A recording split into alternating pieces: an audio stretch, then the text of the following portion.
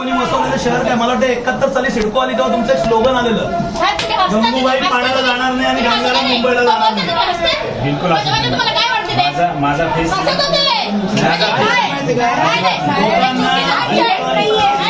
लोकांचा उद्रेक झाला नाही पाहिजे अशी परिस्थिती सिडकोकडून विषय आहे. तुम्हाला सिरियसनेस कळेल आता याच्यावर काय उपाययोजना होणार आहे. एक म्हणजे पहिली दुसरी गोष्ट लाईन लाईनवरती तुम्ही पाणी पाण्याची टाकी सेक्टर 12ची पडून जवळजवळ 15 वर्ष आता एकच जी पाण्याची टाकी आहे त्याच्यावरती काय करणार 2 ऑप्शन त्याला 2च आहेत. एक तर तुम्हाला लाईन पण चेंज केली पाहिजे आणि पाण्याची टाकी बनवली पाहिजे. मला साहेब बडी एक विनंती आहे. मागे मागे सिडको प्रशासनाकडून काहीतरी प्रपोजल वर गेलेलं आहे टाक्या वाढवण्याचं. कुठल्या तरी 70,000च्या दबावाखाली ही कामं होत नाहीत असं काहीतरी 70,000च्या दबावाखाली ही कामं करायची नाही असं काहीतरी. दुसरा एक आमचा असा आक्षेप आहे साहेब, बघा जेव्हा पाणी पुरवठा होत नाही, जेव्हा पाणी पुरवठा नसतो तेव्हा टँकरसाठी जर फोन केल्यानं तुमच्या अधिकारी फोन उचलत नाही. कारण तुम्ही आता आलात, तुमच्या आधी ते मेत्रे होते, बघा कोणाचे फोन उचललेत तर कोणी पण सांगावं. या प्रश्नाचं कर्मचारी उचलतात पण अधिकारी फोन उचलत नाही म्हणजे अधिकाऱ्यांची जबाबदारी नाही का? या प्रश्नाचं उत्तर सगळ्यात अगोदर दिलं.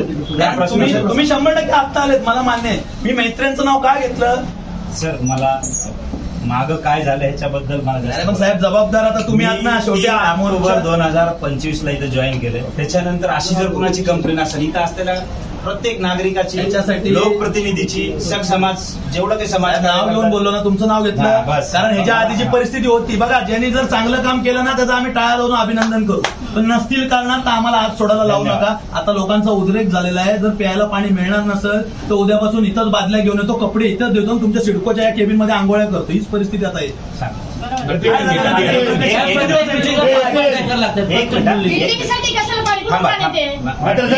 नगरसेवकांनी फोन केला ना त्या बिल्डिंगला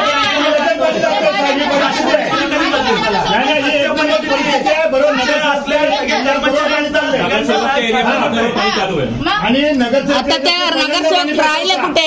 एक मिनिट, नगरसेवकचा फोन आला, तुमच्या सगळ्या गाड्या जातात, सगळ्या येतात. दुसरी गोष्ट टँकरवाला पण आम्ही फोन केल्यावर सांगतो थांबा अजून उद्या येईल पाणी, आज पाणी नाही. आम्हाला दिसतं बाजूला टँकर आला. तुम्ही टँकरवाले कॉन्ट्रॅक्ट मध्ये ठेवले टँकरला पाणी कुठे जरी शहरात एक फेरफटका मारला ना तर 10 ठिकाणी तरी बिल्डिंगला टँकर लागलेले असतील आणि ते गावाला पाणी देत आहे. अजून सिडकोच्या कॉन्ट्रॅक्ट त्याला पाणी नाही.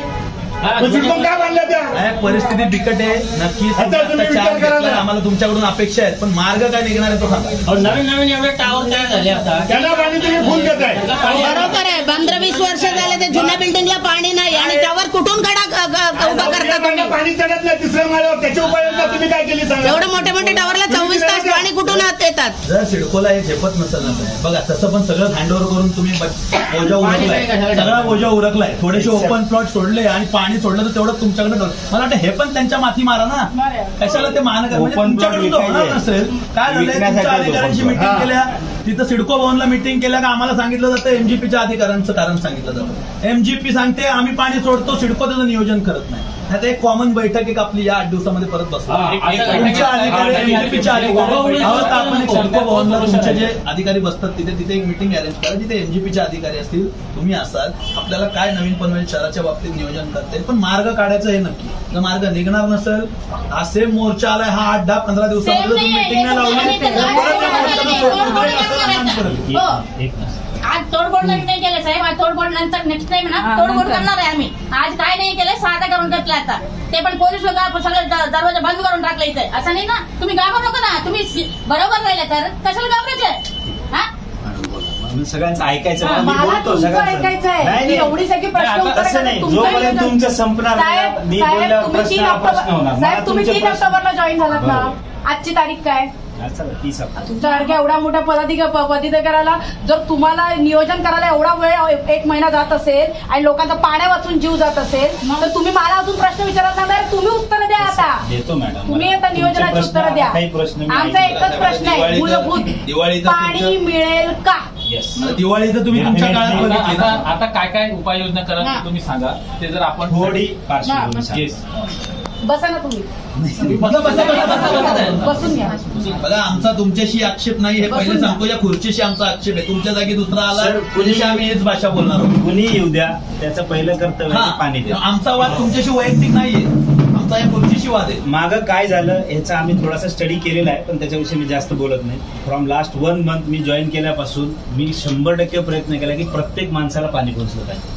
तुम्ही माझं वर्किंग पॅटर्न किती लोकांना माहिती नाही. रात्री 3 वाजता जरी फोन आला तर मी फोन उचलतो, मेसेज आला तर त्याला रिप्लाय करतो. मी प्रत्येक माणसाला टँकर पोहोचल्यावर विचारतो, साहेब साक्षी आहेत त्याचे, की तुम्हाला टँकर मिळाला का, किती वेळात मिळाला, तुम्ही रिक्वायरमेंट दिल्यापासून. तुम्हीच म्हणून नाही, कुठल्याही माणसानं प्रत्येक माणसाची रिक्वायरमेंट. नळाला पाणी नाही आलं तर का नाही आलं, पाईपलाईनचा चोक आहे, एमजेपीची लाईन शटडाऊन झाली त्याच्यानंतर काही कचरा अडकलाय, या सगळ्या गोष्टीची उपाययोजना चालू आहे.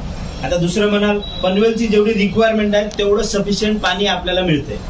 आता तुम्ही दुसऱ्या 2-3 गोष्टी बोलले की बाबा ती जुनी लाईन झाली आहे किंवा अजून त्या टाक्या अनसफिशियंट आहेत, जे काही टेक्निकल इश्यू असतील त्याच्यावरही आमचं काम चालू आहे. ठीक आहे, काही गोष्टी आता मी तुम्हाला लगेच सांगू शकणार नाही की काय चालू आहे आणि काय होणार आहे, पण सध्या जेवढं पाणी येतंय तेवढं पाणी प्रत्येकाच्या घरापर्यंत. आणि मी मागच्या दिवाळीत 1 दिवस प्रॉब्लेम झाला हे मी मान्य करतो. 177 टँकर 2 दिवस इथं, म्हणजे पूजेला घरी गेलो नाही पण इथं बसून होतो. 177 टँकर आम्ही तेवढ्या काळामध्ये त्या क्रायसिसमध्ये आम्ही दिलेत. त्रास झाला, पूजेच्या दिवशी मलाही त्रास झाला, भाऊबीजेच्या दिवशी त्रास झाला. मान्य 1 दिवस का, पाणी हे आमचं, म्हणजे आम्ही फक्त डिस्ट्रीब्युटर. पाणी येत आहे, त्यांची जी काही त्यांची इश्यू त्यांचे वेगळे आहेत एमजेपीचे. मला त्यांच्याविषयी काही मी आज तुम्हाला बोलणार नाही की काय, कारण का मी तो अधिकार माझा नाहीये. ते जे तिथून जे पाणी येते ते डिस्ट्रीब्यूट करायचं माझं काम आहे. आणि मागच्या 1 महिन्यामध्ये जेवढं काही करता आलं ना मी केलंय. ठीक आहे साहेब, तुमचं म्हणणं ऍग्री करतो आम्ही, पण जर त्यांनीच तुम्हाला जर व्यवस्थित पाणी पुरवठा नाही केला तर तुम्ही आम्हाला कुठून, नाही तुम्ही चुकीचं या टेबलवर बसलेले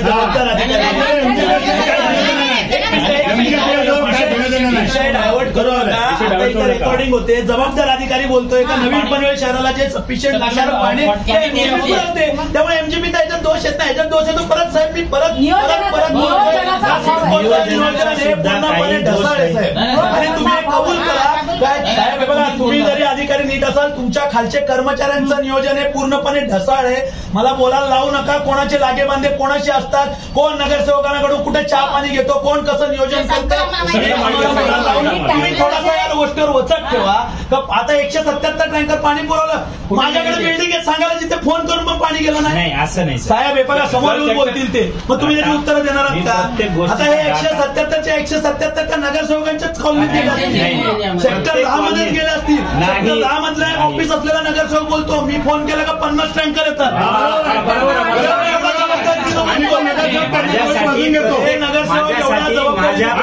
फ्री जाता पाणी, तो नगरसेवक बोलतो माझ्या पैशातून त्या सोसायटीला त्यांच्या बिलामध्ये ऍड होत आहे. तुम्हाला जर असं वाटलं असेल कोण टँकर कुणाच्या फोनमुळे जात आहे, हे अतिशय चूक आहे. पैसे देऊन मिळतंय, हेही चूक आहे.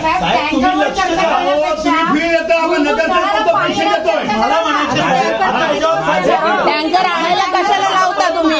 1 मिनिट, परत मुद्द्यावर येतो. 173 टँकर तुम्ही पाणी टाकलं, हे पाणी आलं कुठून आलं? एमजेपीकडून झालेलं आहे. हे पाणी लोकांना हा माझ्यासारखे किंवा सामान्य प्रत्येक प्रश्नाचं उत्तर माझ्याकडे. माझ्यासारख्या सामान्य कार्यकर्त्याचा प्रश्न आहे की 177 टँकर तुम्ही पाणी पुरवलं. बघा साधा माणूस साहेब, मी पक्षाचा सोडा सामान्य माणूस. अरे सिडको पाणी वाटते, पण लोकांच्या नळाला का नाहीत? हौदाच्या खाली टँकरवर टँकर टँकरचा हौद हा वेगळा आहे. टँकरचा हौद हा वेगळा आहे. डिस्ट्रीब्युशनशी त्या हौदाचा सध्या तरी काही संबंध नाही.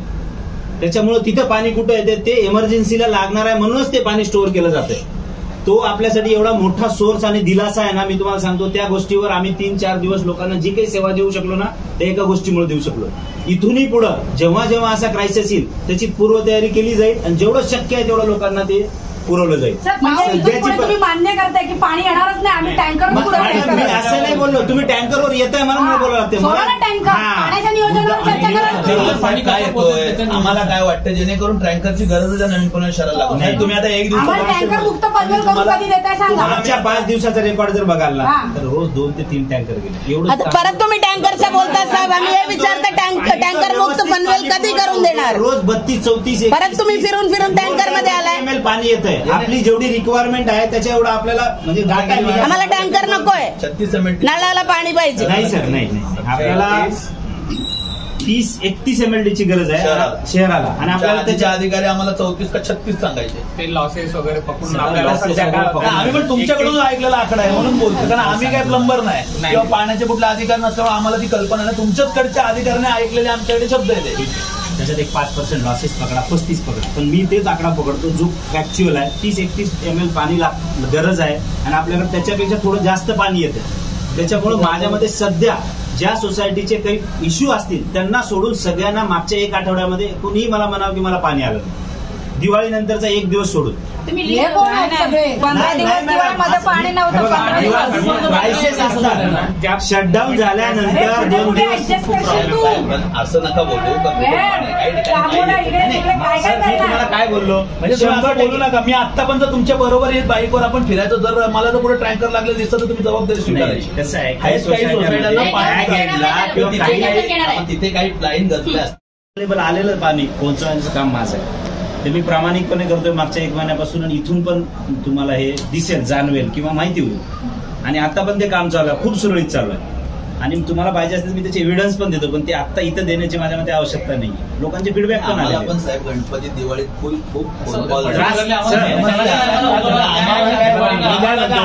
ज्या दिवशी शटडाऊन होतो, एमजेपीचा शटडाऊन हा का होतो काय नाही हे माझ्यापेक्षा तुम्हाला सगळ्या लोकांना त्यांचाही मेसेज पडतो. काय होतंय त्याच्यानंतर आपला जो गॅप होतो किंवा जो मध्ये तयार होतो लॅकुना, तो रिकव्हर व्हायला कमीत कमी 2 ते 3 दिवस जातात. 34-35 MLD पाणी तुमचं जे एका दिवसाचा गॅप तयार व्हायला कव्हर व्हायला 2-3 दिवस जातात. 2-3 दिवसामध्ये हा सगळा फॅक्टर कव्हर होतो. मी तर ह्यावेळेस 1.5 दिवसात कव्हर केला आणि सगळ्या लोकांना पाणी पोहोचलं. दिवाळी झालेल्या त्रासाबद्दल प्रत्येक सोसायटीचे हे आहे बरोबर टाके आहे. तुम्ही जर तुम्हाला माहिती आहे का 3 दिवसात शटडाऊन बसणार आहे तर तुम्ही हल्ली प्रत्येकाकडे मोबाईल आहे, प्रत्येकाचा हल्ली व्हॉट्सअप ग्रुप आहे. तुम्ही जर प्रत्येकाला जर व्हॉट्सअप ग्रुपला सांगितलं तर त्यांना स्टोअर करून ठेवला तर ते तेवढे प्रोव्हिजन तर करून ठेवतील. शटडाऊनचे 2 प्रकार आहेत. प्री प्लॅन शटडाऊन म्हणजे आपल्याला काहीतरी यंत्रणा सुधारायची आहे, त्याच्यासाठी जर शटडाऊन घेतला तर तुम्ही म्हणतात ते अगदी बरोबर आहे की 3 दिवस अगोदर 4 दिवस अगोदर झालं ना तर आपण पण त्याची व्यवस्था करू की तुम्ही स्वतःहून टँक भरा, आम्ही तुमच्यासाठी जास्तीचं पाणी 2 दिवस अगोदर सोडून टँक भरून घेऊ.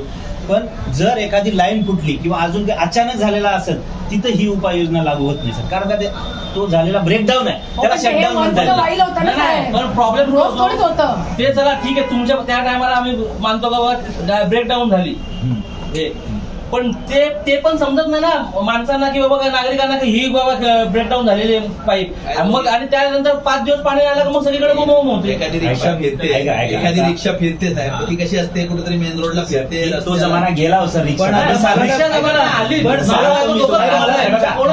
आपल्या सिडकोनं एक नवीन ऑटोमेशन सिस्टमचं केंद्र काढलेलं आहे, एक नवीन एजन्सी अपॉइंट केलेली आहे. त्याच्यामध्ये सगळ्या लोकांचे रजिस्टर मोबाईल, जे कोणी बिलिंग ज्यांच्या नावावर बिलिंग आहे त्यांचे मोबाईल रजिस्टर होतील. त्यांना ते मेसेजेस पण जातील की काय अपडेट आहे, करंट अपडेट काय, पाणी येणार नाही का, काय शटडाऊन झाला आहे, टायमिंग काय मिसमॅच होणार आहे का, आज अर्धा तास उशिरा येणार, अर्धा तास लवकर येणार. ही पण योजना आपण करतोय. लवकरात लवकर ही यंत्रणा सुरू होईल. अजून मी तुम्हाला माझं म्हणणं 2 गोष्टी आपण बोलूया. एक तुम्हाला एमजेपीचा आणि आपण हा इश्यू बराचसा एमजेपीच्या एमजेपी रिलेटेड आहे. एमजेपीने आपण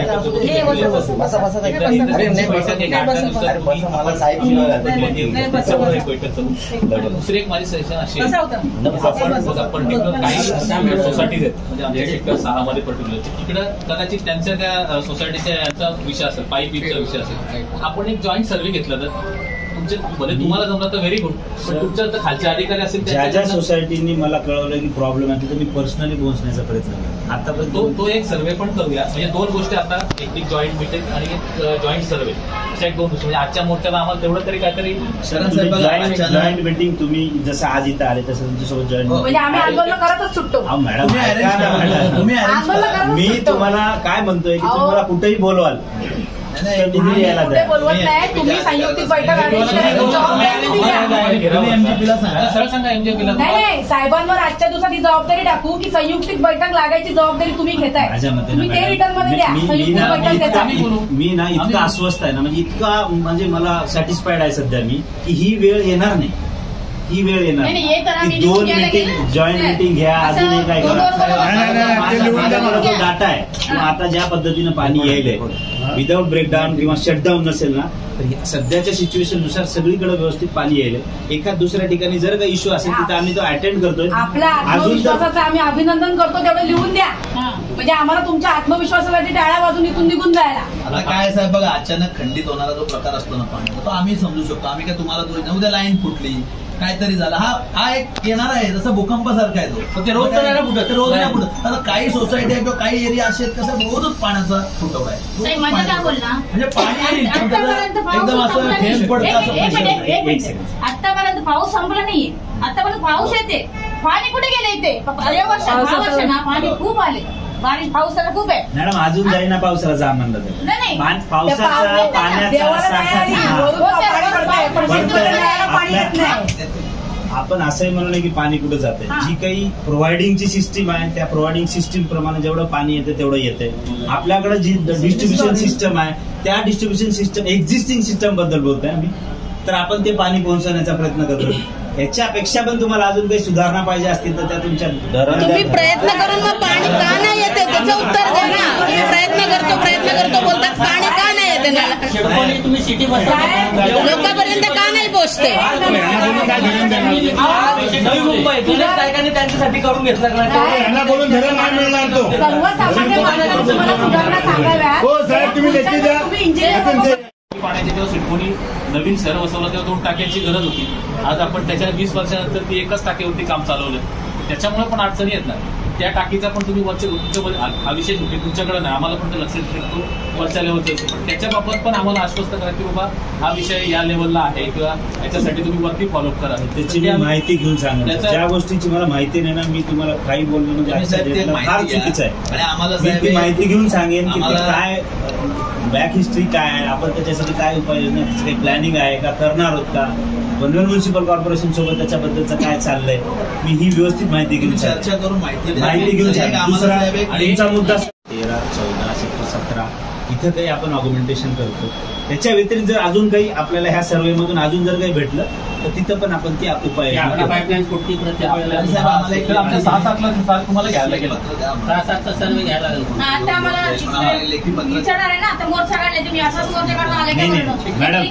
लिखी द्या बा साहेब आम्हाला इथे. अशा अडचणी आम्ही नियोजन नाही, बाकी हे एवढं आहे का आमच्या रोडचं? कुठल्याही पाण्याची कमतरता होणार नाही असं सिडको करून आश्वासन आता देणार. आपल्याला थोडक्यात आणि याच्या पुढे नवीन पनवेलला टँकरची गरज लागणार.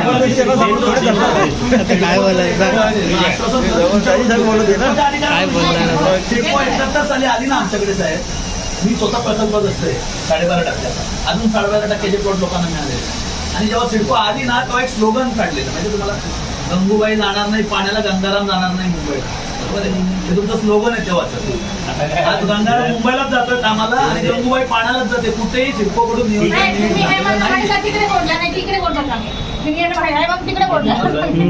येऊन घ्या. तुम्ही आम्हाला उत्तर द्या साहेब. आम्हाला काय तुम्हाला लोकांचा मार्ग अरे ऐका रे शांतपणे, काही बोंबलू नका, काय नका, काय आश्वासन काय आहे ते ऐका. तुमचं नाव पहिले सांगा. माझं नाव डॉक्टर वीरेंद्र व्यंकटेश पाटील.